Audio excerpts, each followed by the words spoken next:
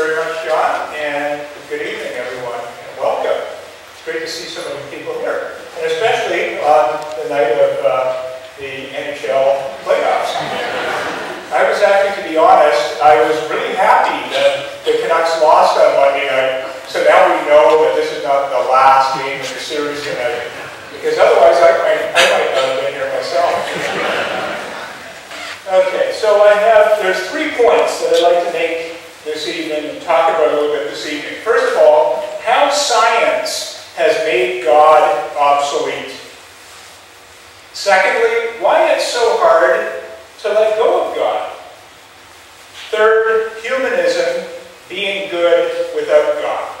So I want to begin with science, how science has made God obsolete. I have to admit that is a very provocative title, and I'm sure that if there are any people who believe in God, by now you're ready to throw daggers at me.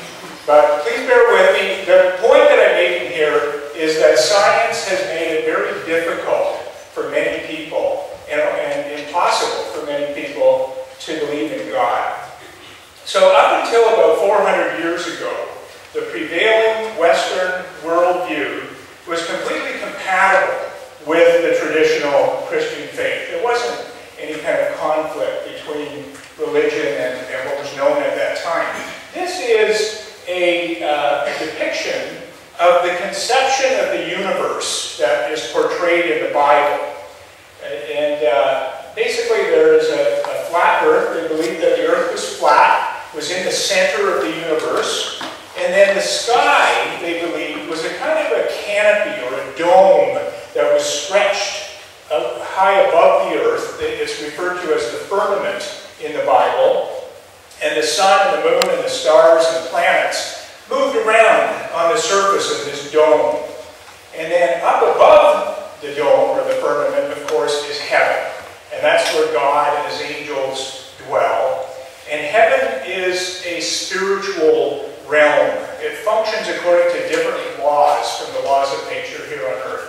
And it's not all that far away. Heaven is just a little ways above the clouds. You remember after Jesus died and rose again, he rose up to heaven, and his disciples watched him go, and he floated up to the clouds, and then he just kind of disappeared, probably through a hole in the firmament, and he was right up there in heaven.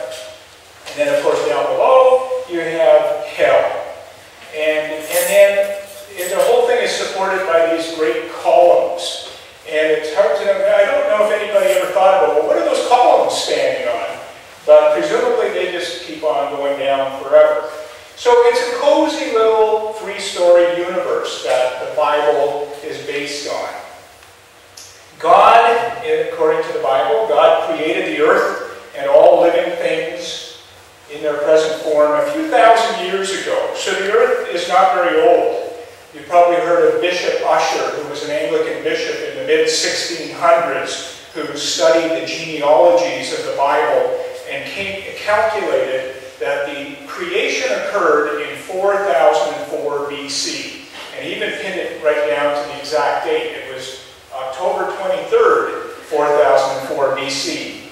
And the interesting thing is that nobody batted an eye at that. All the leading scholars of the day thought that that was perfectly plausible, that the earth could be only about 6,000 years old. Humans are a special creation of God and are the focus of God's love and attention. So humans are distinct from the animals. And God created the whole universe in order to have humans to commune with. So humans are the purpose of the universe. He's very interested in our lives, each one of us. He listens to our prayers. He answers our prayers. He performs miracles here in our lives.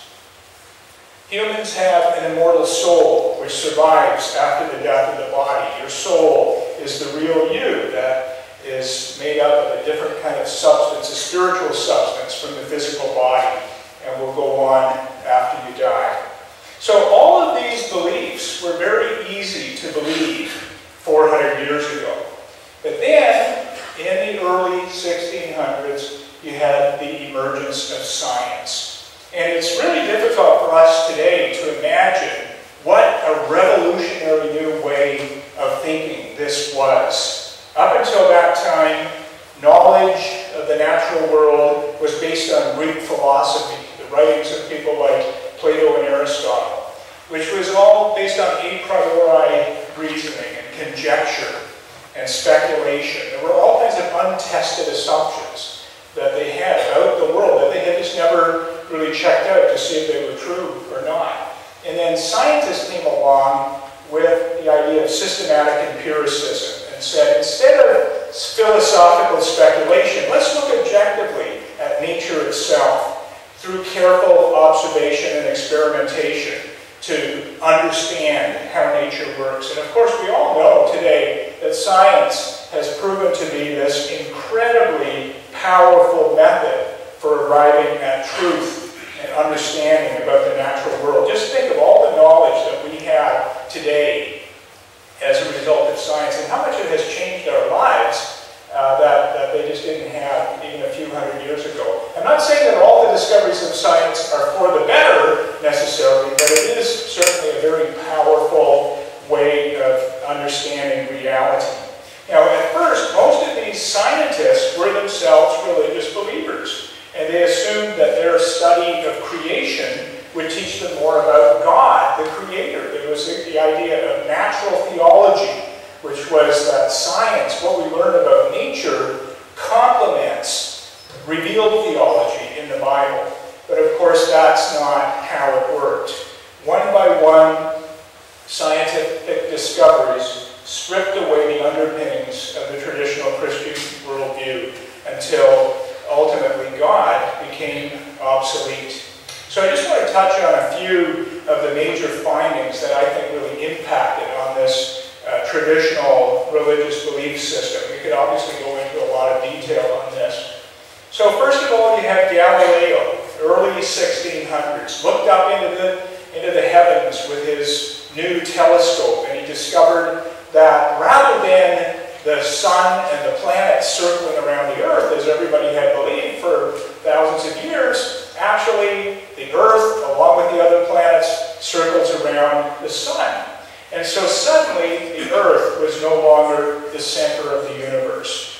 And Galileo's discovery was so threatening to the Christian church that they put him on trial. They forced him to recant, to deny what he had seen with his own eyes, and he was put under house arrest for the rest of his life.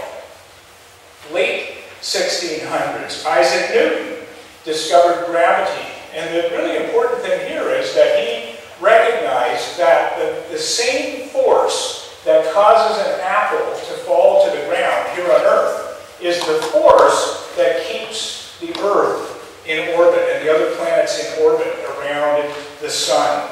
And so the laws of nature extend out into the universe around us. There's not some kind of a spiritual realm out there above the clouds. No matter how far you go out into the universe, the same laws of nature apply. So, man is gradually not so much the center of the universe. Now, of course, since Galileo and Newton, with further discoveries of astronomy, we know that the sun is just one ordinary star among billions in the Milky Way galaxy. And the Milky Way galaxy is just one of about 100 billion galaxies in the universe. So the universe is inconceivably huge. You would need to travel at the speed of light for 2.5 years just to get to the next galaxy over, which is really just in our backyard. And there are 100 billion more of these galaxies. So the Earth, in relation to the universe, is like a speck of dust in an ocean. And when you really grapple with the immensity of space, it becomes very difficult to believe that humans are the focus of God's creation. Why would God create such an exceedingly vast universe if He's really mainly interested in us? And then early 1800s geology came along. Scientists began studying the earth, the rocks, the fossils, and they started accumulating evidence that the earth is much older than originally thought. the formation of mountains and canyons and sedimentary layers of rock took place over a long geological time scale. At first, the scientists tried to explain all of this as remnants of the great flood described in the Bible, the well-known story of Noah and the ark. However, the more they studied the evidence, the more it became clear that those kinds of views are just untenable. The earth was vastly older than what the Bible said. And of course, more recent dating techniques tell us that the earth is about 4.5 billion years old, and the universe is about 14 billion years old. If you took a yardstick to represent the age of the earth, the entire history of humans on earth would be the thickness of a layer of varnish on the end of the yardstick.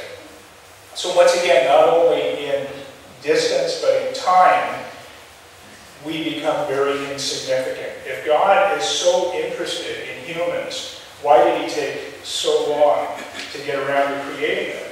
It seems inconceivable that God would be the focus, or that humans would be the focus of God's creation. And then, of course, 1859, Charles Darwin published The Origin of Species, in which he presented his theory of evolution. And this book just piles one piece of evidence on top of another in a very meticulous, systematic way to show that all living things on Earth are related to one another and that they've evolved from ancestors, common ancestors. And so now humans are no longer a special creation. We're the product of millions of years of evolution. We're really just one twig on this vast bush of life. So there's no evidence, when you look at evolution, there's no evidence that humans are the goal of evolution, or that evolution even has any kind of a goal. And then in the early 1900s, genetics. After Darwin published his book, most scientists were very quickly convinced by what he was saying, his arguments about evolution.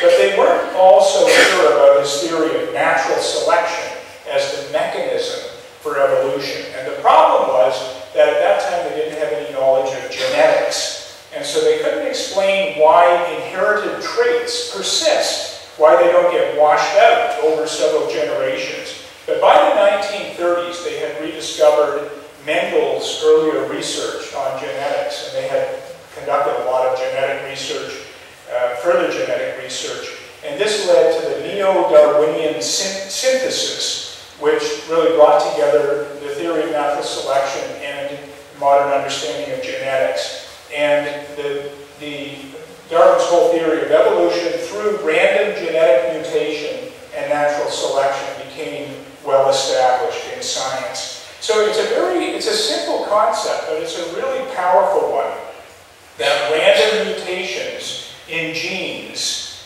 can produce changes in organisms which influence their chances of survival and reproducing. And those changes, those genes that produce, that cause the organ to be more successful at surviving and reproducing are the ones that become more widespread in the population. Simple concept, but incredibly powerful. So humans are a product of natural processes, not design. It's something that is completely understandable from a natural perspective and doesn't require some kind of divine intervention. So, and evolution is a very messy, wasteful, inefficient, and directionless process. But it's also an incredibly amazing process. So once again, there's no evidence, when you really look at evolution, there's no evidence that there's any kind of direction to it. There actually are all kinds of mistakes. There are all kinds of aspects of our bodies. For example, our eyes are constructed backwards because of the contingencies that evolution had to work with. So the more we learn about genetics, the more consistent the evidence for evolution by natural selection. Then neuroscience. Just in the last couple of decades, scientists have begun to map out the circuits of the brain that are involved in mental processes. And this research demonstrates that all that we are is a function of the brain. Our mind, our self-identity, our ability to reason, to make decisions, our feelings, our hopes, our dreams, our values, are all a function of electrochemical processes going on in the cells of our brain. So again, there's no need to hypothesize a soul or a spirit. It's all a function of the brain. When our body dies, we die. So God becomes a failed hypothesis. The traditional view of God is no longer credible. Now, by traditional view of God, I mean a personal God who takes an interest in us, answers our prayers, performs miracles, and intervenes in the world, and so on. So, the more we learn in science, the less we need the concept of God to explain anything. Science leaves no room for supernatural, angels, miracles, an immortal soul, life after death, and so on. Now, it's easy to see why religious beliefs developed thousands of years ago in a pre-scientific time when people had to try to make sense of the world that they lived in and all these strange, mysterious things going on around them. And so they developed ideas about gods and spirits and magic and so on, sort of projecting their own mind out onto the universe. But knowing what we know now, if our ancestors had had the kind of understanding of science that we have today, there would have been no need for them to come up with these ideas, supernatural ideas. Interestingly, there was a recent survey of about 1,600 scientists in leading universities across the U.S., and the survey found that scientists were about 6 times as likely than the general public to say that they don't believe in God, that they're either atheists or agnostics. And that's really striking that those who know the most about science are the least likely to believe in God. So science makes it very difficult to believe in God. And so why is it then that there are so many people who still believe in God? So that's my second point. Why is it so hard to let go of God? And here I want to talk a little bit about my own personal experience. As John mentioned, I grew up in an Evangelical Christian family. I was a born-again Christian. And I was happy with my faith. It was very meaningful to me. After high school, I decided to go to Bible college to get a degree in theology, to go into the Christian ministry.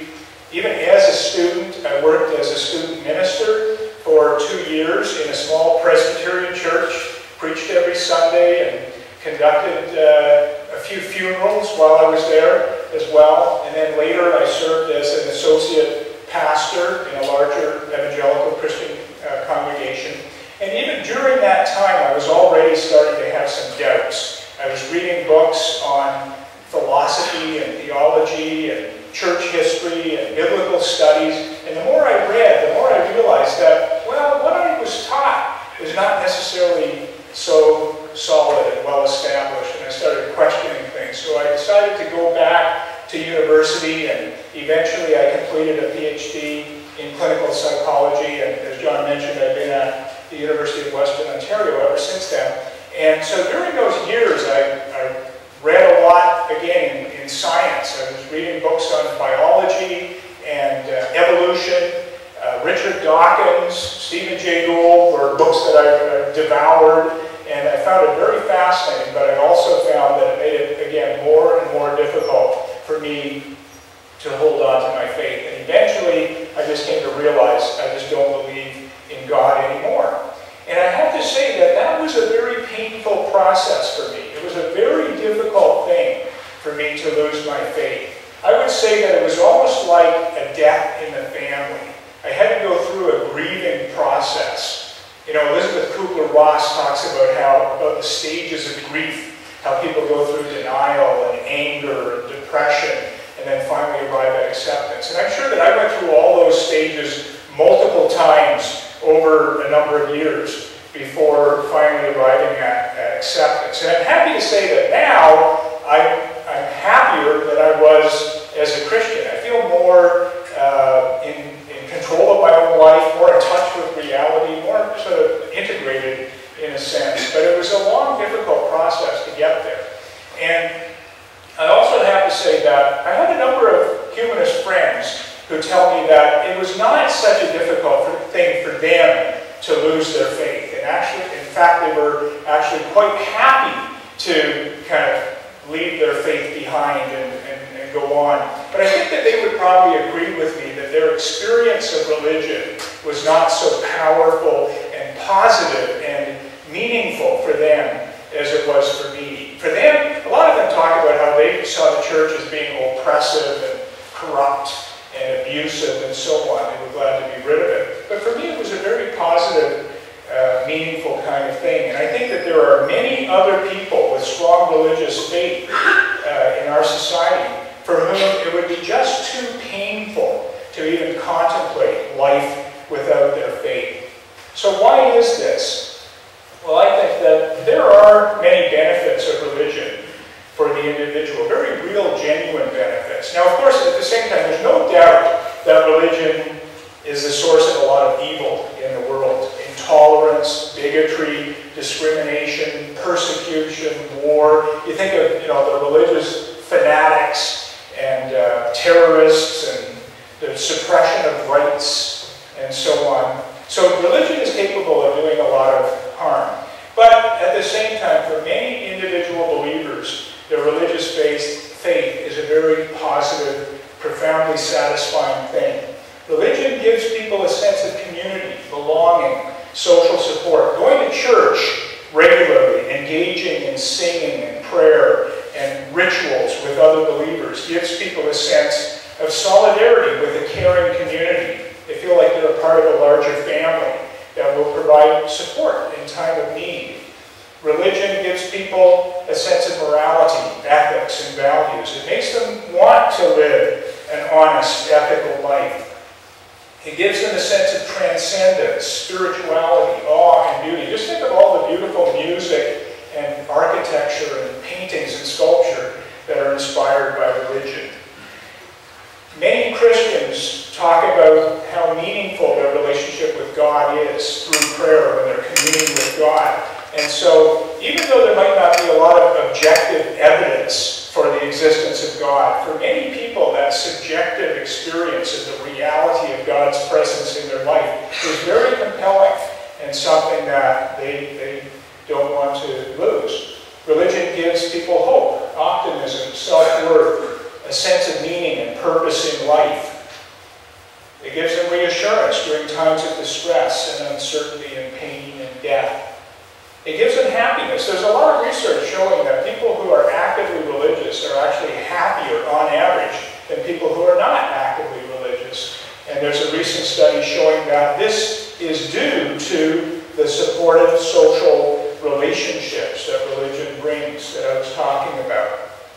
And then this book by Lionel Tiger and Michael McGuire, two scientists, talks about the neuroscience of religion. And they talk about evidence that religious faith and rituals have a biological effect on the brain. There are observable changes in areas of the brain associated with meditation and prayer and even just thinking about God. And one of the findings is that religious faith and rituals lead to an increase in serotonin in the brain. Now you may know that serotonin is the neurotransmitter associated with depression. When people are clinically depressed, they have a deficiency of serotonin in the brain. And antidepressant medications work by increasing serotonin levels. So religious faith and practice actually works like an antidepressant for people. And so it can combat, it has what Tiger and McGuire call a brain-soothing effect. It counteracts the effects of stress, depression, and anxiety. It helps people cope with all the uncertainties and anxieties and pain in life. And let's face it, for a lot of people, life is painful. Life is stressful and difficult. And religion is very meaningful to them. So there's a biological basis to why faith continues. Now, you probably remember Karl Marx's statement that religion is the opium of the masses. And so this suggests that there is actually some truth to that, but it's the brain that's producing the drug itself. And it's an antidepressant medication. Now, here's an interesting twist on all of that. A quote from Philip Kitcher, a humanist writer, says, "There is truth in Marx's dictum religion is the opium of the people. But the consumption should be seen as medical rather than recreational. The most ardent apostles of science and reason recommend immediate withdrawal of the drug, but they do not acknowledge the pain that would be left unpalliated, pain too intense for their stark atheism to be a viable solution. Genuine medicine is needed, and the proper treatment consists of showing how lives can matter. So the reason so many people cling to their faith is not because there's so much evidence for God's existence, but it's because it would be so painful to let go. It's like forcing a person who suffers from chronic pain to throw away his pain-killing medication. He's not likely to do that unless he can be shown some alternative, effective way of coping with his pain. Now here, these are the what Kitchen called the ardent apostles of science and reason. Richard Dawkins, Christopher Hitchens, Sam Harris, and so on. These books are all probably familiar to us. These are books that are sort of talking about atheism that are very, very good books. I've enjoyed these books, enjoyed reading them. I think they have made an incredibly powerful contribution to public discourse in the last 4 or 5 years. However, as Kitcher says, these books don't go far enough. All they do is attack religion and belief in God, but they don't offer that medicine that in the place of religion. And so this is where I think humanism comes in.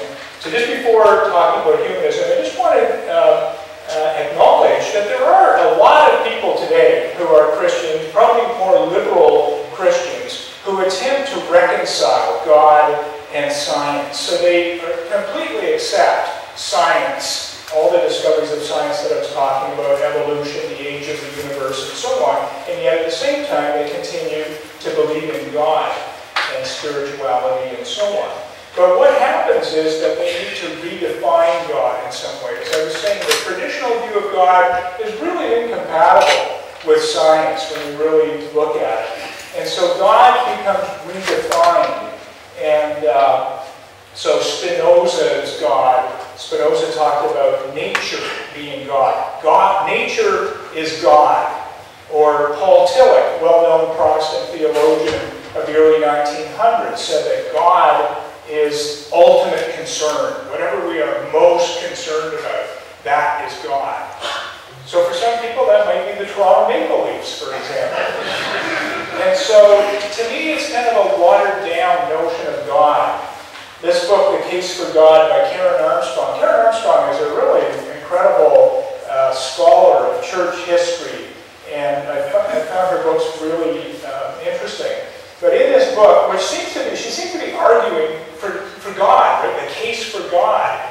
And she seems to be saying that we should continue believing in God. But when you get to the end of the book, it's not at all clear what she means by God. I read the last chapter through several times to try to figure it out. And it really looks like God is just this kind of vague, amorphous concept. There's not really much meaning to it. It's almost as though what she's saying is that God doesn't really exist. God was just a product of our own brains. But we should keep believing in Him anyway because of all the positive benefits of having faith in God.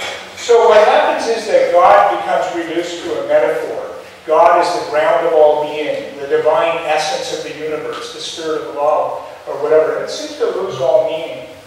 Now, I want to say that I have a lot of respect for people who hold this kind of view. And a lot of my friends and relatives, in fact, would have this kind of view. And if it works for you, I'm happy for you. But for me, it just never worked.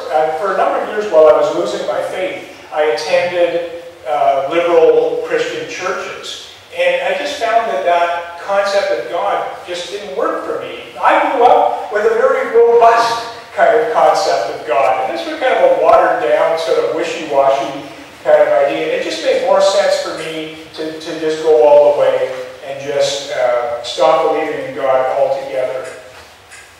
Now, this sort of belief is based on an understandable fear, and I have sympathy with this fear. The fear is that if we lose God, we're going to lose everything that is of value in humanity. We're going to lose human goodness, meaning, moral values, love, spirituality, hope, and so on.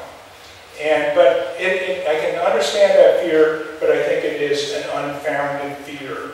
I think it's possible to have all of these positive benefits of religion without God. And so that brings me to my third point, which is humanism being good without God. So this book, Good Without God, by Greg Epstein, he's the humanist chaplain at Harvard University. This, to me, is the best book on humanism available today. So if you want to find out more about it, get yourself a copy of that book. So what is humanism? I think that humanism sort of stands on two legs. The first leg is that humanists fully embrace reality as known through science. So humanists accept the evidence that there's no God, no supernatural, no miracles, no answered prayers, immortal soul, life after death, and so on. So humanists take seriously the fact that we are alone in the universe, we're a product of evolution, and they refuse to be seduced by self-deceptive beliefs in a loving God. And so this is the leg that is represented by people like Dawkins and Hitchens and Harris and so on. The negative side, you might say. The other leg, I think, is even more important, and that is that humanists acknowledge the deep human needs and emotions that motivate so many people to cling to religious faith. So humanists say, okay, there is no God. There is no place left for God or the supernatural. So how can we then find meaning, purpose, and value and fulfillment in life? How can we have ethics, morality, and goodness? How can we have love, compassion, and community? How can we have spirituality, transcendence, joy, beauty, a sense of mystery? So I wanted to spend the remaining time talking about each of those 4 points, which I think are really important aspects of religion that are also addressed by humanism. But first I just want to say that there are no simple answers. Humanism is not a religion. It's not a creed. It's not a set of beliefs. It's really more an attitude towards life. And each humanist has to find his or her own answers to these questions, although we can obviously share our ideas with one another. But it's a personal quest. So first of all, meaning and value. Humanists, of course, acknowledge that there's no ultimate meaning to life. And we're just a product of evolution. But that doesn't mean that we can't have a deep sense of meaning and purpose in our own lives. We need to create that meaning for ourselves. There's an old proverb that says, there's nothing that concentrates the mind like knowing you're going to be hanged in the morning. And I think that's true of knowing there's nothing after death as well. If we know that we truly accept the reality that there's no life after death, it makes life all the more precious. It makes you think more about how you're going to live the rest of your life. So I think there are a couple of elements that I think are important for finding meaning and purpose in our own lives. First of all, I think it involves developing a sense of joyful gratitude at just being alive, recognizing how lucky we are to be alive, to have this short opportunity to experience this amazing universe. I like to remind people that when you were conceived, there were millions of sperm that were all competing to get at this one egg. And your sperm happened to be the one that won the race. And if it hadn't, you would never have come into existence. That combination of genetic material would never have happened.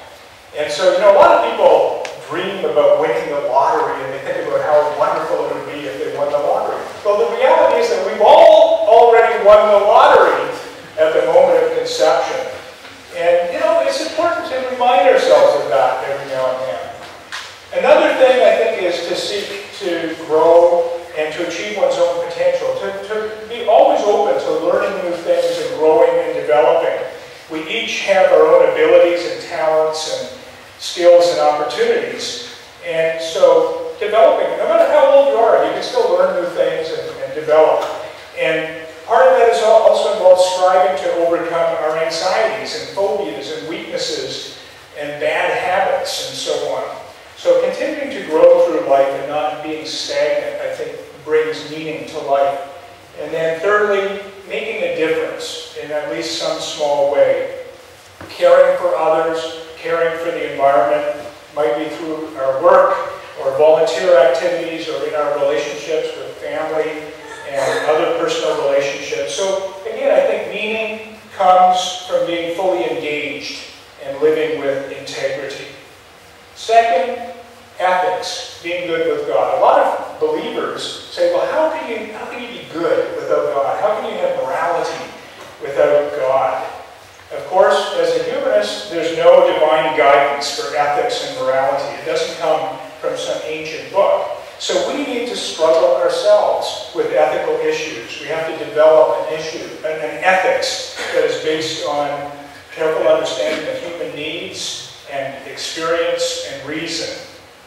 Views on morality change over time. I think we all recognize that. Our sense of right and wrong has evolved over the past few centuries. Just think about attitudes towards slavery, capital punishment, women's rights, racial discrimination. Things that at one time would have been considered perfectly acceptable are now considered immoral. And that's true for Christians as well as unbelievers. So humanist ethics are based on caring for others, empathy, compassion, respect.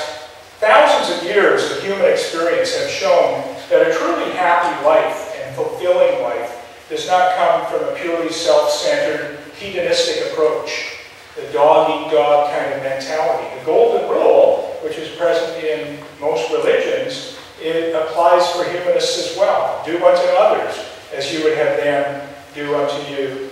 So from the humanist perspective, all humans have inherent dignity and worth. And humanism seeks to combat inequality, injustice, exploitation, and abuse in the world.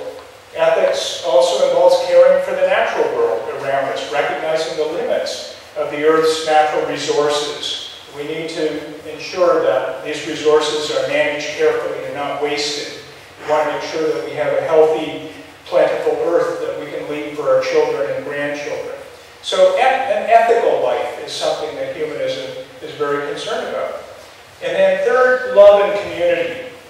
Humans are essentially social animals. We evolved in the context of small groups. We need other people in order to survive and thrive.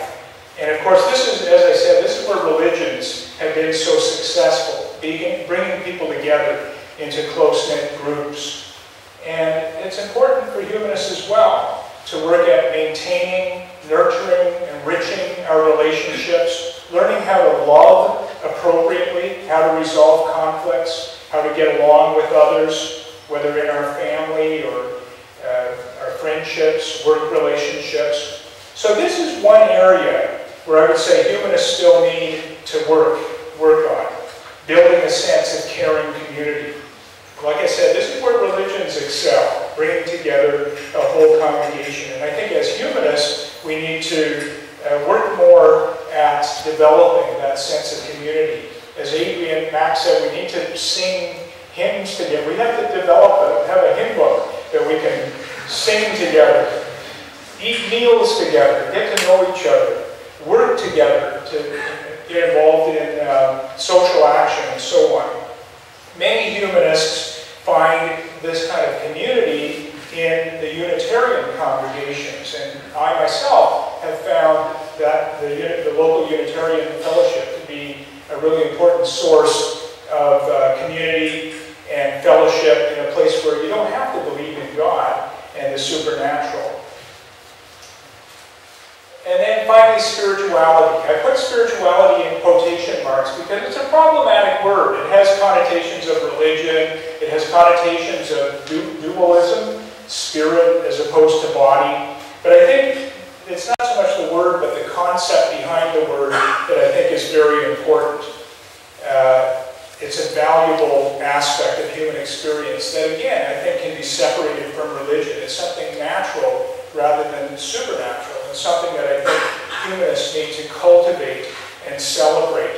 It involves feelings of transcendence, awe, wonder, and mystery. It's the sort of thing that can occur when we contemplate a beautiful mountain scene, or the infinity of space when gazing at the night stars, or the feeling of wonder at the birth of a child, or when listening to stirring music, or looking at a beautiful painting, or reading inspiring poetry. A sense of awe, wonder, and mystery in response to the universe. Many religious believers talk about the transforming power of prayer, how communing with God gives them greater insight and self-awareness and energy to make changes in their life for the better.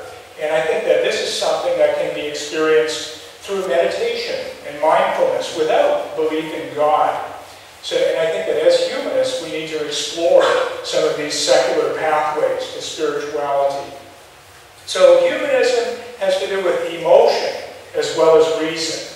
While being based on science, the humanist view of humanity is not cold and unfeeling. It can be very rich, exciting, and a passionate way of life. Interestingly, this view was also expressed by Richard Dawkins, who, as you know, is not really a friend of religion. He said, all the great religions have a place for awe, for ecstatic transport at the wonder and beauty of creation. And it's exactly this feeling of spine-shivering, breath-catching awe, almost worship, this flooding of the chest with ecstatic wonder that modern science can provide.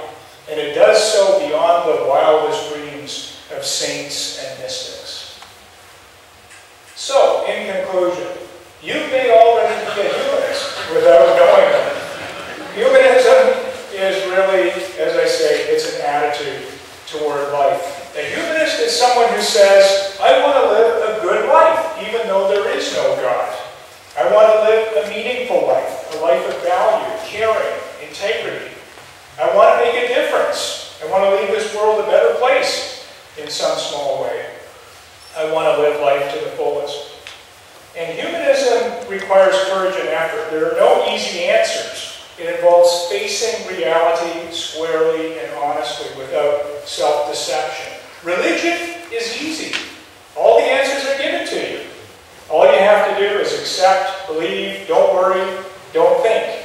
But humanism requires effort. We're living in a world today that is faced by huge, unprecedented challenges. The depletion of resources, the destruction of the environment, global warming, overpopulation, we're running out of water and oil.